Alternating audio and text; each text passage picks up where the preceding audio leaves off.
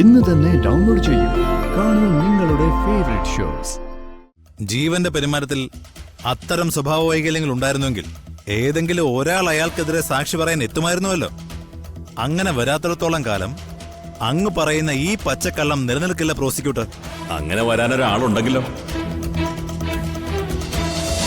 വായനശാലന് മുൻകൈ എടുത്തതല്ലേ നിന്റെ കവിതകൾ പ്രസിദ്ധീകരിക്കാൻ.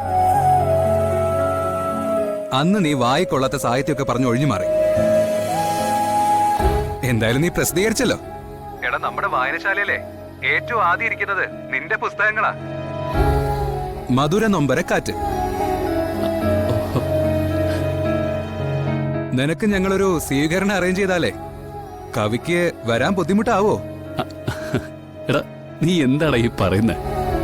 ഒരു ബുദ്ധിമുട്ടുമില്ല, ഞാൻ വരും. എന്നിട്ട് 1-2 ദിവസം എല്ലാവരുടെയും കൂടെ അവിടെ നിൽക്കുകയും ചെയ്യാം. എടാ, നീ എങ്ങനെയാടാ സിറ്റിക്കകത്ത് കിടക്കുന്നേ? തിക്കും തിരക്കും ഭീമൻ കെട്ടിടങ്ങളും നിനക്കതൊന്നും ചേർന്നല്ലടാ. നീ ഒരു കർഷകനല്ലേ, മണ്ണില് പണിയെടുക്കുന്നവനല്ലേ. നിനക്ക് അതിലേക്ക് തന്നെയല്ലേ പോവാൻ പറ്റൂ. ഞാൻ അതിനെക്കുറിച്ച് സീരിയസ് ആയിട്ട് ചിന്തിച്ചുകൊണ്ടിരിക്കടാ. ഒരു ഇടവേള കഴിഞ്ഞാലേ എനിക്ക് അതിലേക്ക് അങ്ങ് മടങ്ങാനാവൂ. നീ വാ മോനെ. നീ കൃഷി ചെയ്ത പാടങ്ങളൊക്കെ ഇപ്പൊ തരിശായിട്ട് കിടക്കുവാടാ. അതൊന്ന് പച്ചപതിപ്പിക്കണ്ടേ? എന്നിട്ട് അതിന്റെ നടുവിലിരുന്ന് നിനക്ക് നിന്റെ കവിതകളൊക്കെ കുത്തിക്കുറിക്കണ്ടേ? എടാ, നീ എന്നെ അങ്ങ് പറഞ്ഞ് മോഹിപ്പിക്കല്ലേ. ഞാൻ ചിലപ്പോ പെട്ടെന്ന് അങ്ങനെ തീരുമാനം അങ്ങ് മാറ്റിക്കളയും. ഞങ്ങൾക്കും അത് തന്നെയാണ് വേണ്ടത്. ജീവിതത്തില് ആവശ്യമില്ലാത്ത കുറച്ച് പേജുകളൊക്കെ അങ്ങ് കീറിക്കളഞ്ഞെന്ന് വിചാരിച്ചാ മതി. അതെ, നീ ഒരു പുതിയ പുസ്തകം വാങ്ങിച്ചിട്ട് വാ. അതിലെ നമുക്കങ്ങ് എഴുതി തുടങ്ങാം. മഹാനായ ഒരു കവിയോടാ ഞാൻ ഈ സാഹിത്യമൊക്കെ പറയുന്നേ. എന്തായാലും നീ വിളിച്ചല്ലോ, സന്തോഷമാടാ. ആ അതെ, എല്ലാരോടും അന്വേഷണം പറയണേ. ശരിയടാ. എത്രയും പെട്ടെന്ന് കാണാന്നോറ. ശരിയടാ, ഞാൻ നിന്നെ ഇടയ്ക്ക് വിളിക്കാം. ഞങ്ങൾക്കും ഞങ്ങളുടെ നാടിനൊക്കെ നിന്നെ വല്ലാതെ അങ്ങ് മിസ് ചെയ്യുന്നുണ്ട്. ശരി.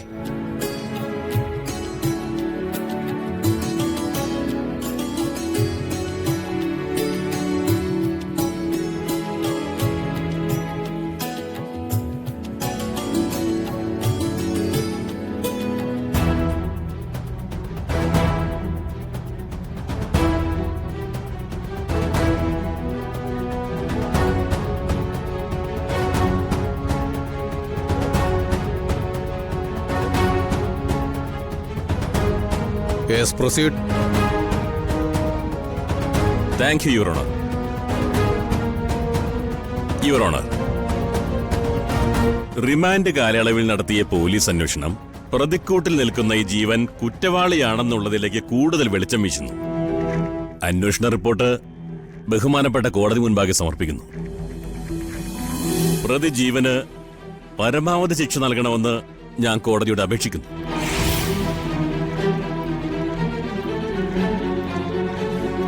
താനൊരു മാനസിക രോഗിയാണെന്ന് സ്വയം പറയുന്നതിന്റെ പേരിൽ ഒരു പരിഗണനയും പ്രതി അർഹിക്കുന്നില്ല.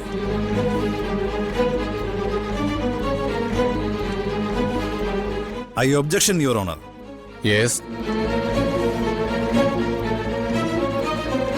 ബഹുമാനപ്പെട്ട പബ്ലിക് പ്രോസിക്യൂട്ടർ, അവസാനം പറഞ്ഞ വാക്കിനോട് ഒരു കാരണവശാലും എനിക്ക് യോജിക്കാൻ സാധിക്കില്ല.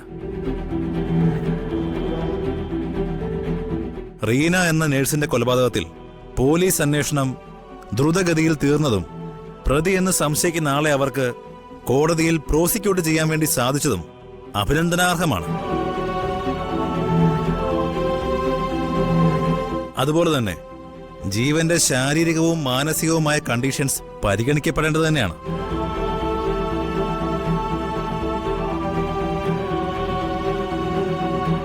ജീവനെ വിസ്തരിക്കാൻ അനുവദിക്കണം. Yes, proceed. Thank you, my Lord.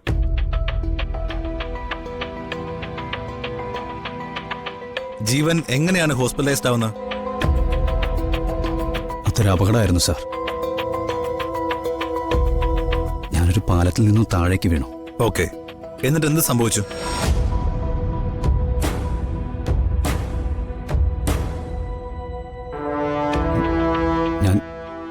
ജയിലിലായിരുന്നു. എത്ര നാൾ? 8 വർഷം. Okay, note the point your owner.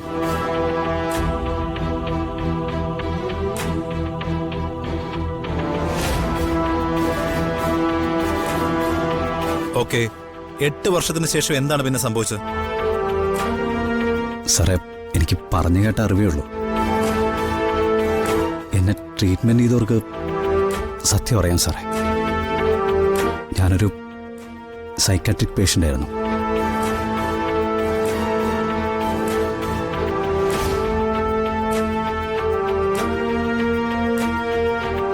Your honour, 8 വർഷം കോമയിൽ കിടന്നതിന് ശേഷവും വിഖ്യാതമായ ഒരു ആശുപത്രിയിൽ പ്രസിദ്ധനായ ഒരു ഡോക്ടറിന്റെ പരിചരണത്തിൽ മാനസിക രോഗത്തിന് ചികിത്സിക്കാൻ വിധിക്കപ്പെട്ട ഈ നിൽക്കുന്ന ജീവന് എന്ത് കണക്കിന്റെ പേരിലാണ് മാനസിക രോഗി എന്ന പരിഗണന കൊടുക്കാൻ പാടില്ലെന്ന് ബഹുമാനപ്പെട്ട APP പറഞ്ഞതെന്ന് എനിക്ക് മനസ്സിലാവുന്നില്ല. That's all your honour. Your honour, proceed. നമ്മുടെ സമൂഹത്തിൽ പല രീതിയിൽ ആളുകളുടെ മുന്നിൽ അഭിനയിക്കുന്നവരുണ്ട്. ജീവൻ 6 വർഷം കോമയിൽ കിടന്നതോ മാനസിക വിഭ്രാന്തിക്ക് ചികിത്സിക്കപ്പെട്ടിരുന്നതോ ഒന്നും കുറ്റത്തിന്റെ ഗൗരവം കുറയ്ക്കുന്നില്ല.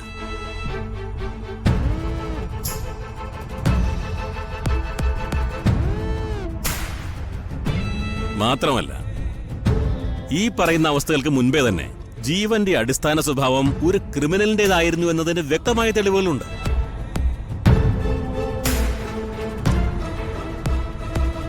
Objection your honour. Yes, proceed. ജീവന്റെ സ്വഭാവത്തിൽ ക്രിമിനലിസം ഉണ്ടായിരുന്നു എന്നതിന് വ്യക്തമായ തെളിവുണ്ടെന്ന് ബഹുമാനപ്പെട്ട APP പറയുന്നു. പക്ഷേ അങ്ങനെ ഒരു തെളിവും പബ്ലിക് പ്രോസിക്യൂട്ടർ ഹാജരാക്കിയിട്ടേയില്ല. ജീവന്റെ കുടുംബത്തിൽ നിന്നോ, ജീവൻ ജോലി ചെയ്ത സ്ഥാപനത്തിൽ നിന്നോ, ജീവൻ ചികിത്സിക്കപ്പെട്ട സ്ഥലത്തു നിന്നോ അങ്ങനെ ഒരാൾ പോലും സാക്ഷി പറയാൻ എത്തിയിട്ടില്ല യുവർ ഓണർ.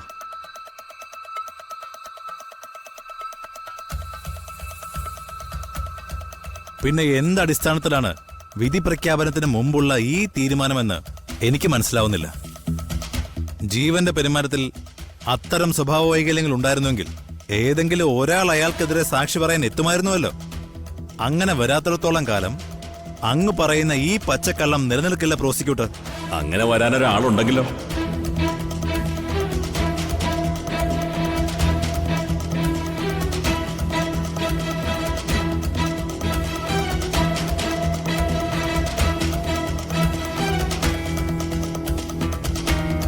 ജീവന്റെ പെരുമാറ്റം ലോകത്തെ മൊത്തം അറിയിക്കാൻ കഴിയുന്ന ഒരാൾ.